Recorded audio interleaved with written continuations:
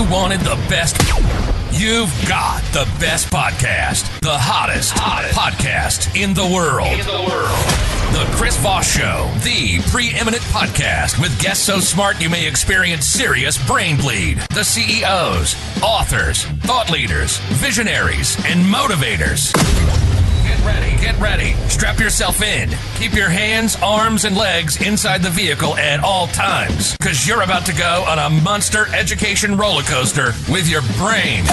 Now, here's your host, Chris Voss. I'm Chris Voss here from thechrisvossshow.com. Ladies and gentlemen, the earliest season that makes it official. That's my wake-up alarm clock in the morning. I should probably sell that as some sort of soundbite that you can put on your phone. I don't think they do that. Is that a thing anymore? But yeah, that when she gives you a shrill voice that wakes up your voice and you can kind of feel it down in your conicals, whatever that means.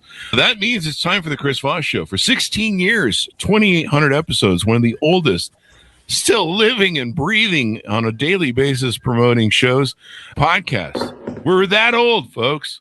Darn it. Amazing. And everybody's just kind of dying off. It's like a race of a marathon of who can live the longest without getting hit by a bus. And I have survived so far. So refer the show to your family, friends, and relatives. Go to goodreads.com/Chris Voss.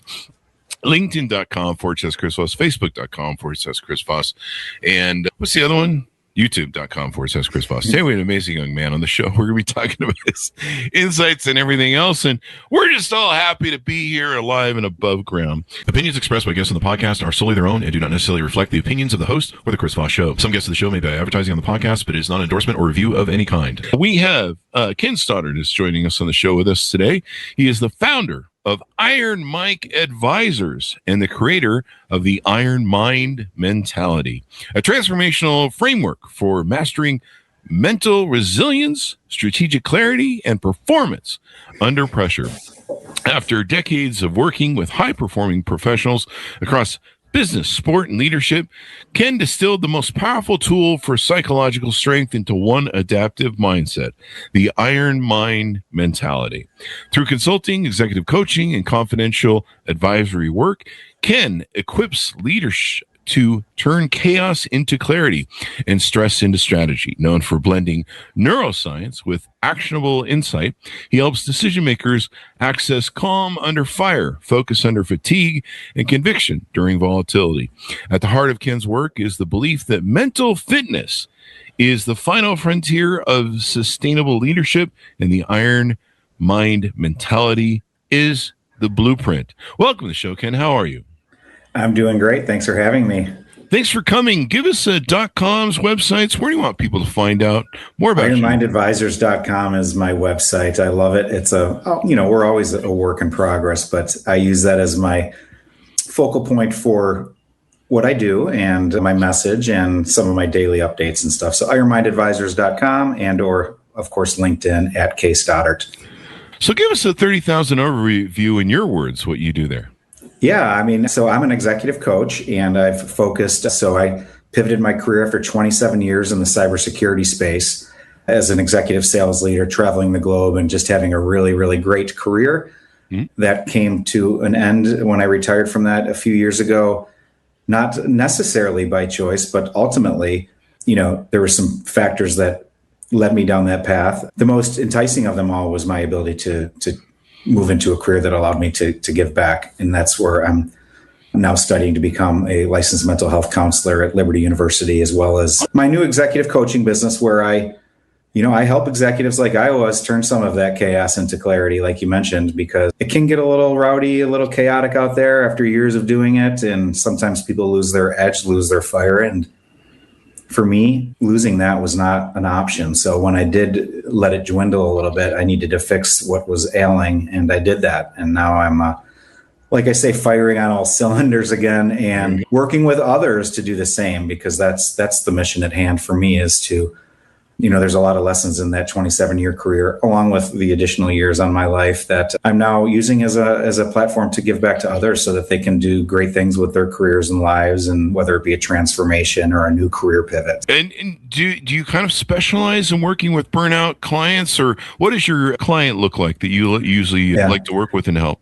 my clients is not necessarily the burnt out one, but many high achieving executives like I was find themselves in that predicament, wondering, as they reach what I call middle age, or it might, I was 48, 49, 50 when I was going through this period of wondering what I have accomplished over the last 27 years of my professional career and what I want to do moving forward. Burnout was one of the symptoms of what I was going through, so I needed to address it. But my focus is on working strictly with people that have an ambition to do amazing things. There's a huge need for coaching in that realm. There's coaching needs in all realms, quite frankly, and I love them. I use coaching as my own device for getting better. But for me, I relate very well with high-achieving executives, high-achieving athletes. I was an Ironman professional triathlete for 10 plus years. So wow.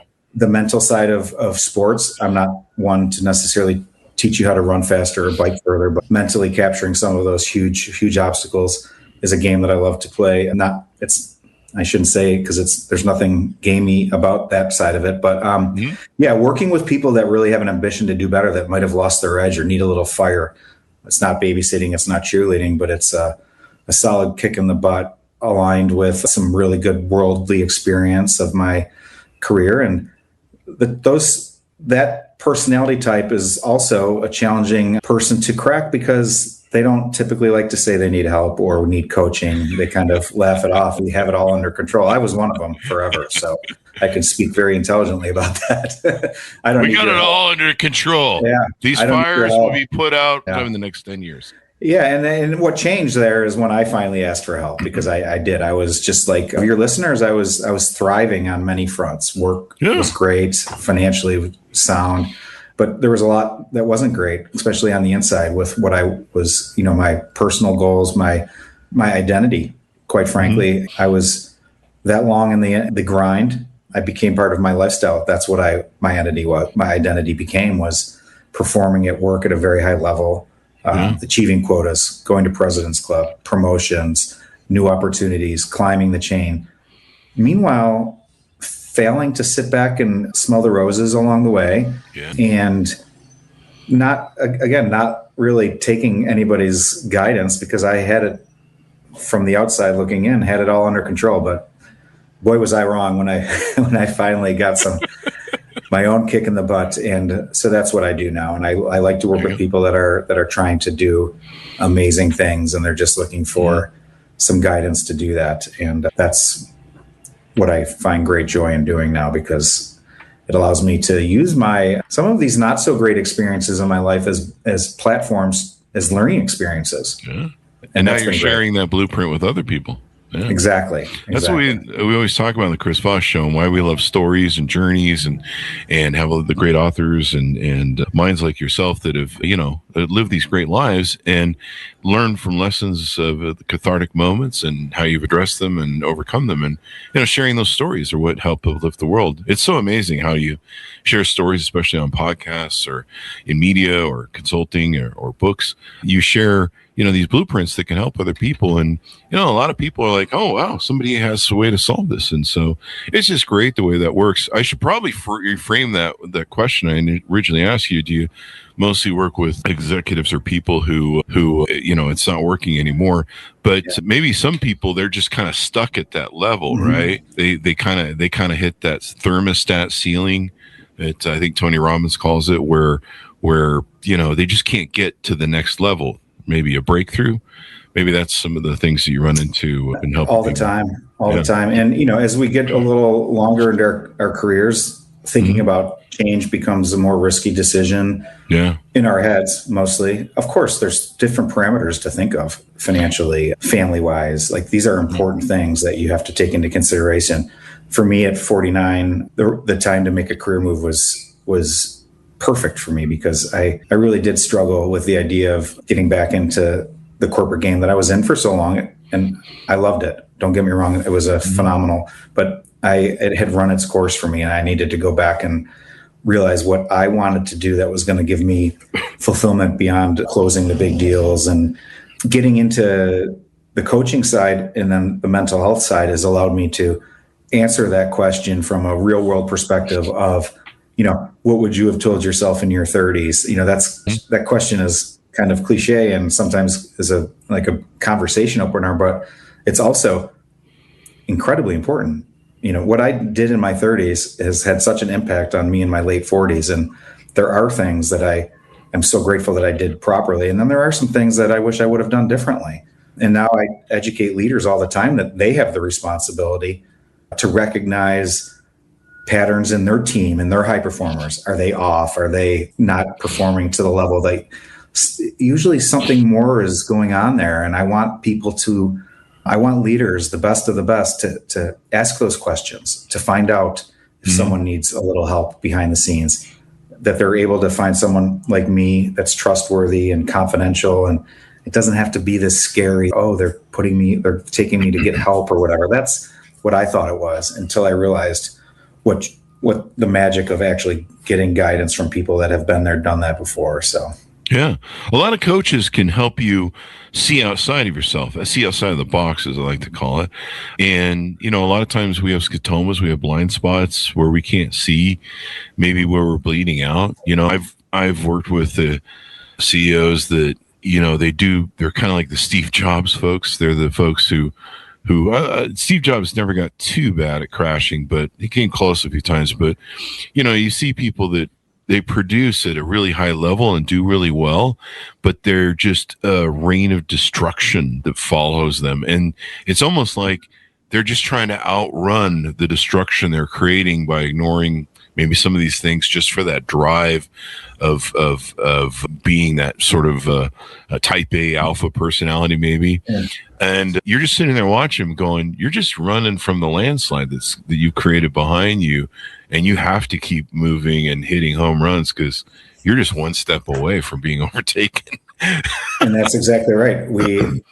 We continue to move the finish line, to push the goalpost, if you will, because there's something different out there, better, bigger, greater. And the reality of it is that may be the case, but I've learned that I've already accomplished those things and there's no reason to continue to push the finish line and raise the bar and chase the finish line. And being a person that's wired that way, a high achiever, a people pleaser, whether, I had to peel back the layers on why I was wired that way. And some of it's great. Some of it needs to be addressed, which I do. Mm-hmm. But, I don't ask high achievers to take their foot off the gas and not work hard or not be motivated at all. That's quite frankly the different.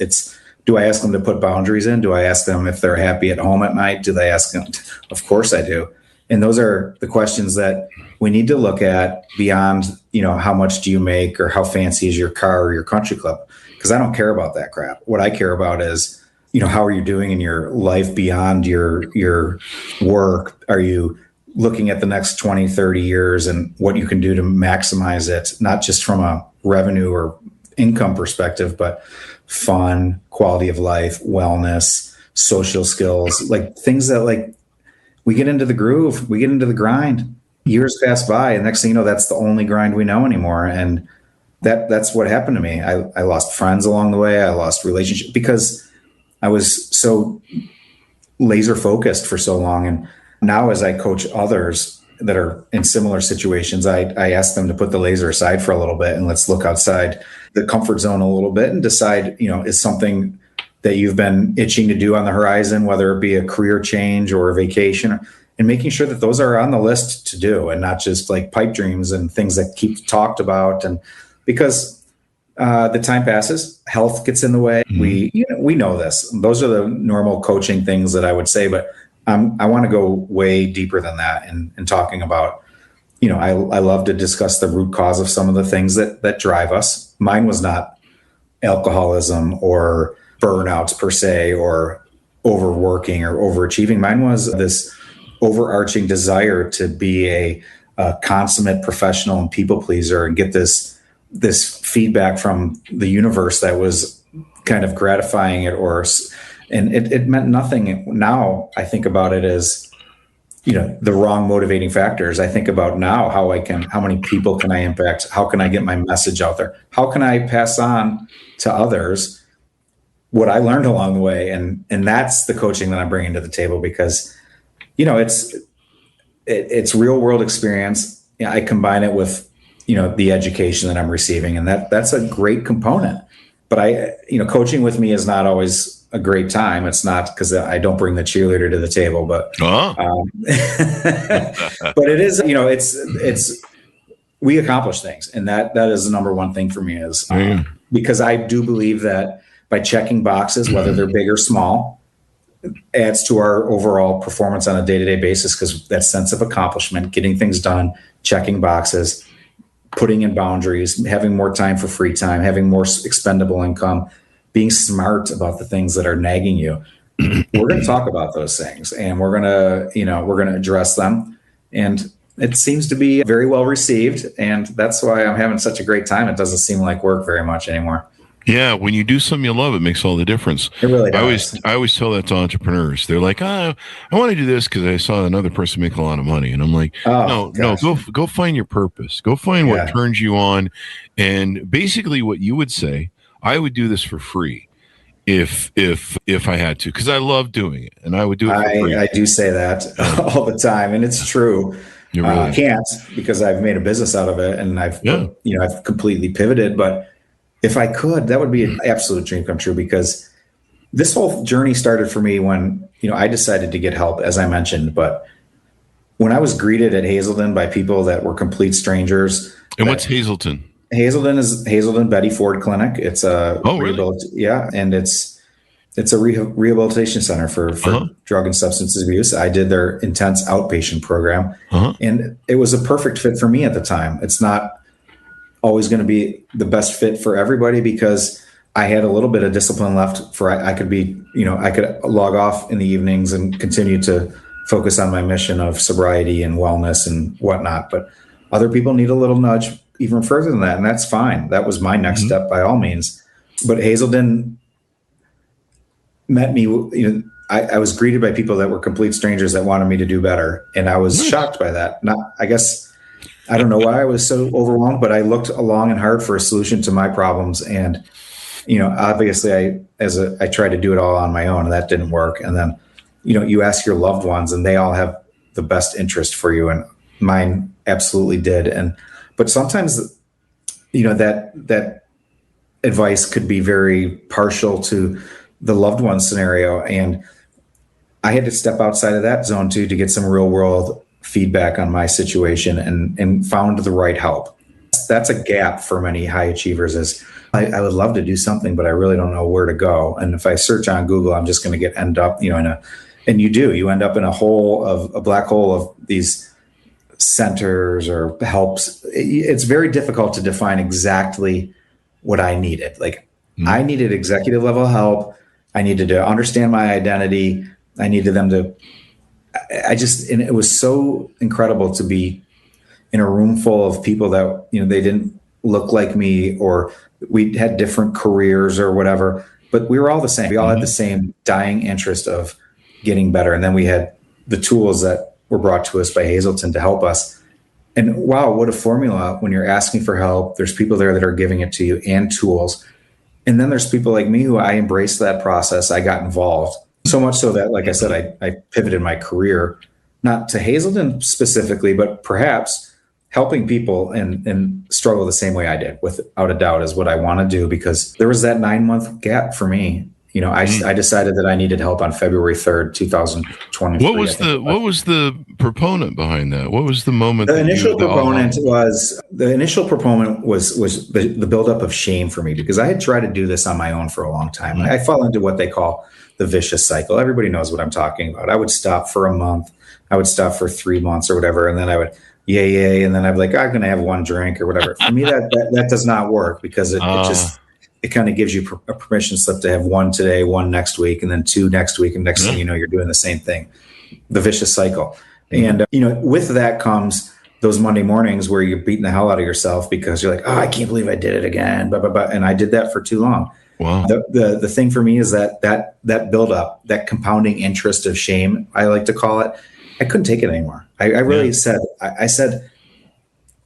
faithfully, I said, dear Lord, help me spiritually with my family and friends. I said, but I also needed to go outside of that. And, I called Hazelden and told them, and it was an immediate fit for me. And that was the starting point and then I one thing, my life has changed tremendously ever since that first day, but just the building blocks of clarity and that came with me thinking again and not thinking I was some sort of failure, or because that's who I thought I was. I was not the person that without a doubt, I hated myself. I really did. Wow. And I hate to even say that because that's a serious. No, it's an important factor. It is. I was not the person that I envisioned. I hated who I had become. It's not who I was meant to be because I had let alcohol take control of me. That's my personal story. Other people have different things, but for me, it was like, I just need one to take the edge off after a long day. And then it was 2 or 3. Again, we know that, but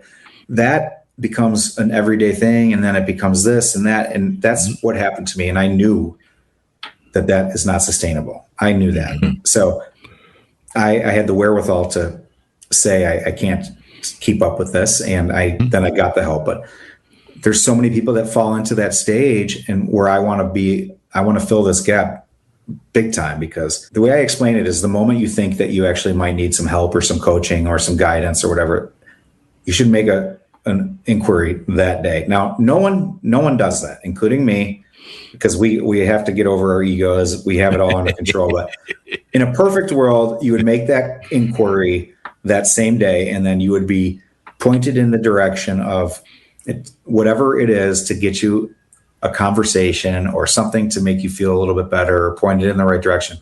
But most of us wait some weeks, some months, some years. In my case, it was 9 months. Thankfully, I didn't do too much damage, but I know that I was hurtful, and I kind of gave myself a free pass to drink or whatever during that, because I knew help was on the horizon. I just didn't know when it was showing up. And I call that the high functioning danger zone. It's and it kills a lot of people. And I'm sad to say that, because there's these people that know that they need help and they're not getting access to it because they don't know where to go. And in the meantime, they end up doing something that has an impact far greater than they ever anticipated, like a accident or a health related concern or a relationship issue, or the ugly stuff when there's police involved or whatever it could be. Yeah. I want to eliminate that that's why these conversations are so critical as soon as you want them. It doesn't mean you're checking into some sort of program or whatever. It means you're wanting to do better. Definitely. You live this life where you're doing the Ironman thing, and and I'm sure you've got to do a lot of gym work, exercising work. There's a lot of factors that go into that. Discipline is probably one of the biggest factors. That was one of the things I had to learn about the gym as I finally adapted to it when I got older. Too late. Don't do that, folks. Nope. Take care of yourself. Don't do Chris Voss health wise. But it's. I used to, one of my gears was the song by Dire Straits, Heavy Fuel. I'm not sure if you're familiar with it. But basically it's a story. It's kind of a rock star life story, but kind of what our lives have kind of become in the today and age, where we're just trying to drive with a force majeure volition, ourselves and get that next level. And, when I didn't start drinking till I started my first company at 18, and our first successful companies were at 22. And I didn't drink. I didn't really do anything. And then in my 30s, we hit success. We finally got to success. And I thought part of that was getting the big house and getting the nice bar and getting the nice thing. And then I found that with alcohol, and especially vodka, I could, if it was late at night, I had a bunch of files or taxes or some sort of paperwork I still had to do. I'd be like, if I drink, it'll relax me. And I'm an ADHD OCD person at a high level, unfortunately. But unfortunately, it is the CEO disease. It has its greatness and its darkness. And so I would just be like, but the problem was I'm a very big guy and I have a huge tolerance for just about everything except for penicillin. I can be dead. You give me penicillin, I'll come back alive for some reason. But any other drug, even like Tylenol, I've got to take almost twice as much just to have it work on me. I have this weird high tolerance. It's actually been really good because it just kept me on alcohol, because all the other drugs are just annoying and stupid to me. I'm like, this does nothing. But I would use it. And then I also, because I was ADHD, I would have trouble sleeping, because you're entrepreneur, you're thinking about the 50,000 things you got to do the next day. Of course. So for me, it was kind of a knockout drug. And I actually, for probably a decade or two, stupidly pulled this scam on my brain where I said, oh, this helps me sleep. I sleep better on alcohol. No, I was never an addict. If I ran out of booze, that was it. I was like, I'll wait till tomorrow. I don't care. I didn't get the shakes like my addictive friends got. I just mostly used it at night. But the problem was with my high resistance, I'd have to drink half a bottle of vodka to get a good buzz on. And probably because I was so stressed too. Yeah. But I'm going to try and wrap this all up as in a bow. You talked about how one of the things you lost was not enjoying the journey, and you're so driven to that, that type A personality, that alpha personality, where you're trying to get results. I grew up poor. That was the wound I was trying to heal, and we grew up in. I was born and spent my early part of my life in Hollywood. So in Hollywood, there's opulence in every corner, at every street light. There's a Mercedes-Benz, a Bentley, a Rolls. And so I couldn't figure out why my parents were poor. And I wanted to be like, how do I be like those people and not poor? And so that was my drive. But again, I was one of those people who was all about the destination. And people would say to me, you got to stop, Chris, enjoy the journey. And I'm like, I'm going to punch you in the face. That's going to be the journey. Because you're in my way. Shut up and move. And that's how driven I was. And then I reached that point, like you talk about, where I was serving everybody. I was like, why do all my friends and girlfriends hate me? Because I'm doing this all because I love them. I'm showing them how much I love them. How come they don't get it? And, I just attracted people that were just like, let's bleed them out a little bit more. Yeah. And I just pushed it all the way. And, sometimes you feel like, and like you say, people come to me as a CEO and they'd be like, oh, it's so wonderful. You have the houses and the cars and multiple offices, multiple states and blah, blah, blah, blah. Oh, it's so great. You've reached this pinnacle. And I'd want to break down in tears. I was like just dying inside. And it was killing me. And you get 100+ employees. You feel like you're just wearing a bullseye on your back half the time for all the bullshit you got to put up with. I mean, you basically become a psychiatrist. And so outwardly, everybody's, oh, look, you have all the toys, just like you talked about. You have all the things, but you're like, why am I fucking, so miserable and unhappy? I mean, this was supposed to be, the plan was get rich, get successful, be happy. Be happy. And you can afford the psychiatrist. But if you're not, it was miserable. And, we look at movie stars that way. We look at ourselves that way. I think sometimes we put a lot of stupid pressure on ourselves because we look at other people that seem to be more successful. I can't tell you how many coaches have applied on the show that are broke and living out of their car that want to be on. And we kind of vet them because we're like, we're not going to platform you if you really aren't successful with your bullshit. And I mean, there's two friends that I had that, they're Facebook friends, so I didn't really see what they were doing. But, I thought they were these huge, high executive coaches. They were living out of their cars with their families. To kind of wrap up the thought process I'm using and give you, pun it to you, it was all these things. And we get on that fuel thinking, we're young. And, for me, it was just the headaches and the 3 days of dehydration and hangovers. The hangovers were the things that my body was just like, fuck you, we're not doing this with you anymore. Terrible. So, but yeah, I mean, all of these things I think play into some of the things you've talked about. Yeah, and you said discipline. I mean, I have incredible discipline. I was doing like you said, the Ironman and training and at the pool at 4:30 a.m. and I have discipline so much so that I was able to actually compete at that level while having some pretty bad habits that I was keeping up with. So my discipline gets doubled. I have double discipline. I used to say at some of these races, I'm the only one here hungover, so I'm the winner.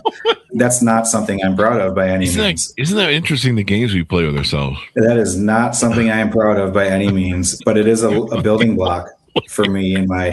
Yeah, I mean, I'm the biggest guy at some of these races. I was the only one that had a drink last night. These people are very serious about what they do, and I respect that. Yeah. Unfortunately, I disrespected the sport a little bit, but I was there and I competed hard. I just wasn't as regimented as some, but my discipline never lacked. I was always getting my days in it. But, we have to look at that and bottle up some of that discipline and use it and redirect it to the right places. And that's what I'm doing now. Yeah. And rolling back Go ahead. Yeah, go ahead. Rolling back to your point earlier was, by talking to a coach, you can help see outside of some of those little bullshit rules we make up. Oh, without a doubt. Right? We make up these conditional contingency things like, like I used to say, I only drink vodka every other night, but it's half a bottle. That's you're doing pretty good, Chris. And let's get back here in 2 weeks and talk about that and see how if you're cutting down on that half a bottle. And I'm proud of you now. Keep up the good work. Yeah. In reality, that is not going to fly with me. I thought we talked about, Chris, talked about that. You were going to stop. Now, what the hell did you do wrong? I gave up the booze, but I switched to Coke. No. Oh, yeah, that's smart. Let's talk about that. You're a genius. Yeah. I mean, at one point, I was drinking like some high-octane caffeine at one point. So I've used caffeine. But, I used to go through 10 to 15 Mountain Dews a day. I was particularly joking about you in general. But that's the reality that we do. We justify these things in our head. Oh yeah, we got all sorts of okay. We got all sorts of phosphate bargains. Tell you don't need to hire a coach to tell you that that's freaking crap. A coach helps you see outside the box. They help you. Oh, I'm going to do that. I mean, I love doing that. Yeah. When people tell me they're bullshit, that they bullshit. They have those rules that I had. Oh, it helps me sleep. When people tell me that, I'm like, come on, man. Come on. You really? Come on. You know better. And usually you do. Usually you're like, I don't really know this. And I have a degree in bullshitting as well. So when people try to do it with me, I'm like, oh, yeah. Okay. I haven't heard that one before. I haven't tried that one before. Yeah. Comes with being Actually, weird. I have. No, we're not going to do that. All right, then. Thanks for coming to the show. We really appreciate it, Ken. Can you give us your .coms one last time as we go out?